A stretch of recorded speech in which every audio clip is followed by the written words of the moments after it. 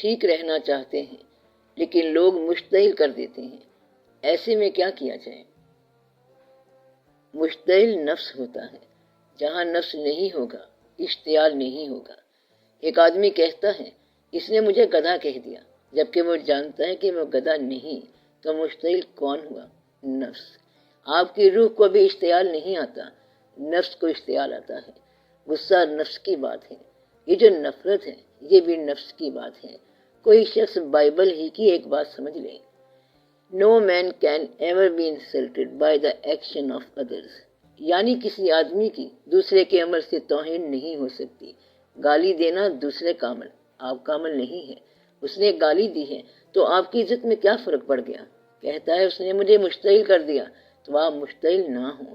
مشتعل وہ شخص ہوتا ہے جو کسی کا حکم نہیں مانتا۔ ایک آدمی اگر اپنے مالک کو پہچانتا ہے تو غیر مالک کی بات پر مشتعل نہ ہو۔ اس کی ایک خاص مثال سنو۔ حضرت علی کرم اللہ وجہہ نے کافر کو زیر کر لیا تو اس نے گستاخی کی، آپ نے اسے فوراً چھوڑ دیا۔ لوگوں نے کہا کہ جب آپ نے زیر کر لیا تھا تو پھر تو ختم کر دینا تھا۔ آپ نے فرمایا بات یہ ہے کہ میں نے اللہ کے لیے اس کو زیر کیا تھا اور میں اس کو ضرور مار دیتا، لیکن جب اس نے میرے ساتھ گستاخی کی تو مجھے ذاتی غصہ آ گیا۔ میں یہ نہیں چاہتا کہ میں اللہ کے کام میں ذاتی غصے کو شامل کروں، تو اس لیے ذاتی انا کی بات نہیں ہے اور ذاتی غصے کی بات نہیں ہے۔ آپ اپنی ذات کلیئر نہیں کرتے اور اللہ کی لاٹھی لے کر چل پڑتے ہو۔ اللہ کی لاٹھی آپ کے ہاتھ میں آ جاتی ہے، یعنی آپ اللہ کی راہ پر چلتے ہو، اللہ کا پیغام دینے چلے ہو۔ پیغام کسی شخص کو دینا ہے اور فیصلہ یہ ہے کہ ان کو ضرور دینا ہے۔ راستے میں کوئی شخص کہتا ہے کہ تم بے وقوف آدمی ہو، کہاں چلے ہو، تو آپ وہیں پر لڑائی شروع کر دیتے ہو اور پیغام ادھورا رہ جاتا ہے۔ اگر ایک آدمی نے لندن جانا ہے اور شام 4 بجے فلائٹ ہے اور پورے ٹائم پہ گھر سے نکلا، فرض کریں راستے میں کسی کے ساتھ اس کا جھگڑا ہو گیا، اگر تو اس نے لندن ہی جانا ہے تو پتہ ہے کیا کہے گا؟ بھائی اس وقت معافی دے دو، غلطی میری ہے، چاہے غلطی تیری ہے تب بھی میری ہے کیونکہ میں نے جانا ہے، اور جھگڑے میں فلائٹ نکل جائے گی۔ جس نے لندن جانا نہیں وہ کہتا ہے میں تیرے ساتھ فیصلہ کروں گا، لندن کا لندن دیکھا جائے گا۔ ایسا شخص کبھی سفر پر نہیں جائے گا۔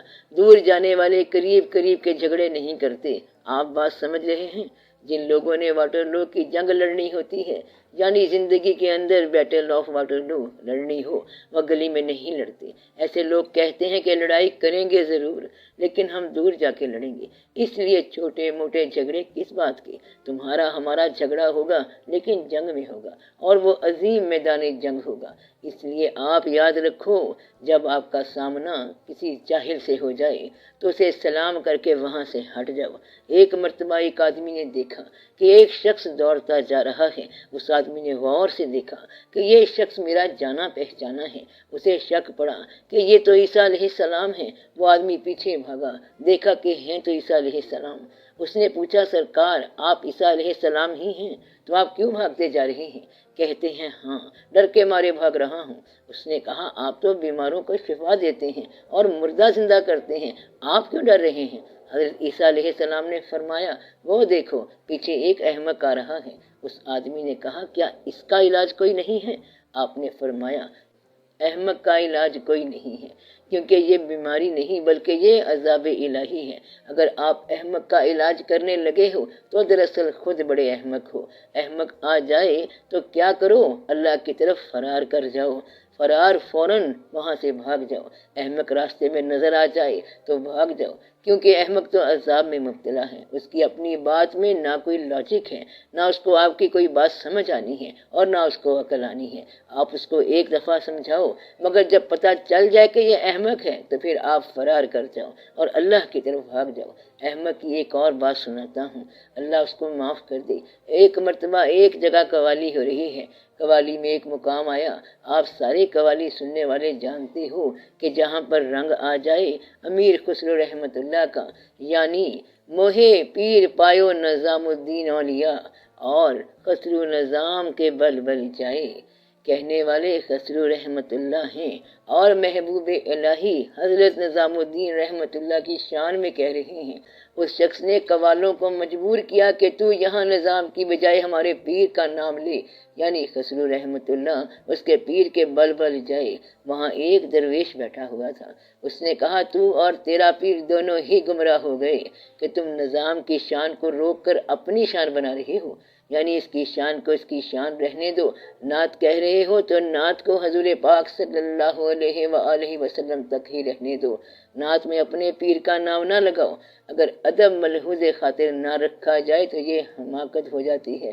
جہاں جہاں حفظ مراتب ہے، اگر اس کا خیال نہ کیا جائے تو پھر یہ خطرناک بات ہے اور حماقت ہے۔ اس لیے یہ بڑے احتیاط کی باتیں ہیں اور بڑا ادب چاہیے۔ حالانکہ اس نے بڑے شوق میں کہہ دیا ہوگا، لیکن اتنا شوق نہ ہو کہ گستاخی ہو جائے۔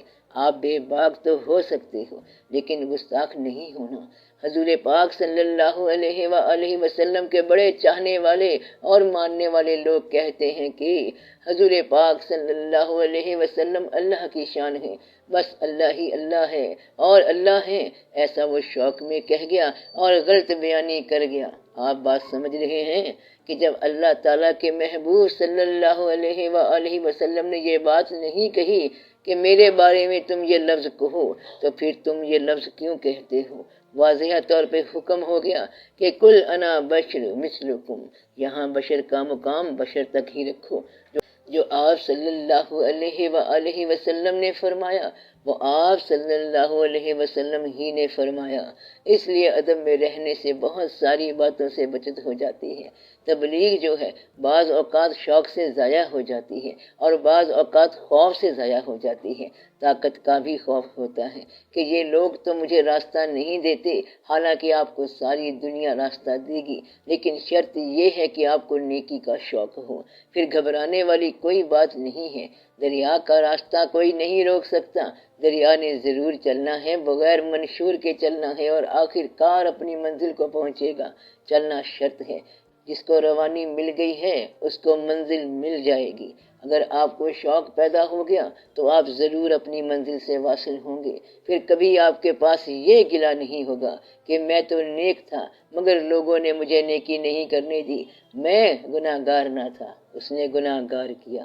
جو شخص یہ کہتا ہے کہ میرا راستہ لوگوں نے روک دیا تھا، وہ جھوٹ بولتا ہے۔ لوگ راستہ نہیں روک سکتے، گانے والے کا راستہ کوئی نہیں روک سکتا۔ گلا گائے گا اور بولے گا، حسن ظاہر ہوگا، جذبہ بولے گا، تحریر ہے تو بیان ہو کے رہے گی، سچ ہے تو ظاہر ہو کے رہے گا اور بچہ ہے تو پیدا ہو کے رہے گا۔ بات کبھی چھپ نہیں سکتی، اس لیے یہ نہیں کہہ سکتے کہ لوگوں نے راستہ روک لیا۔ اپنے ٹائم پر ہر شے اپنے ظہور میں آئے گی۔ بہت کچھ بطون سے ظہور میں آ جا رہا ہے، یہ بات یاد رکھنے والی ہے۔ کوئی باطن ایسا نہیں جو ظاہر نہ ہوا ہو۔ باطن کا ذکر ہے اور لطف کی بات ہے کہ باطن کا ذکر ظاہر میں ہو رہا ہے، تو ثابت یہ ہوا کہ کتنا ہی باطن ہو وہ سارا ظاہر ہو جائے گا۔ اور آج کا باطن ہم جو بیان کرتے ہیں کہ یہ باطن کی بات ہے، یہ بھی دراصل ظاہر ہے۔ اہل ظاہر اور اہل باطن دراصل اسی ظاہر دنیا کا باطنی شعور ہے، ورنہ کوئی باطن ایسا نہیں جو ظاہر نہ ہوا ہو۔ کوئی بھی چیز آپ لے لو، کسی بزرگ کا خواب ہو ظاہر ہوگا، یعقوب علیہ السلام کا واقعہ ظاہر ہوگا، یوسف علیہ السلام کا خواب ظاہر ہوگا، معراج شریف کا واقعہ ظاہر ہوگا، اور اولیاء کرام کی باتیں ظاہر ہوں گی، تمام مخفی ظاہر ہوگا۔ غرض یہ کہ ہر چیز ظاہر ہوگی، محجوب جو ہے مکشوف ہوگا، کشف المحجوب ضرور ہوگا۔ یہ کمال کی بات ہے، جتنا مخفی ہے وہ سارا ظاہر ہوگا۔ لہذا ثابت کیا ہوا؟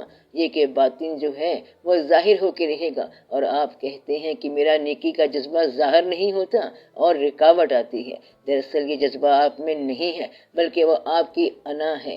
پہلی بات آپ یہ کرو کہ جو آپ کی بات نہیں سنتا اس کے لیے دعا کرو کہ یا رب العالمین اس کو نیکی کا جذبہ عطا فرما۔ یہ نہ کہنا کہ اس کو میری طرح بنا، پتہ نہیں آپ کی اپنی کیا عاقبت ہے۔ اس لیے پہلے یہ دعا کرو کہ یا اللہ میری عاقبت بھی درست فرما، آمین یا رب العالمین۔